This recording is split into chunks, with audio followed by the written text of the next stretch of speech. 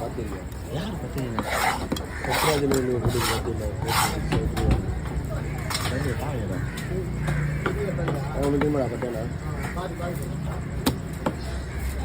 எங்கே இருக்காரு? நீ கோல்டு டம்மி பிடிச்சி போயிட்டு அதான் சரியா மாற்றியா?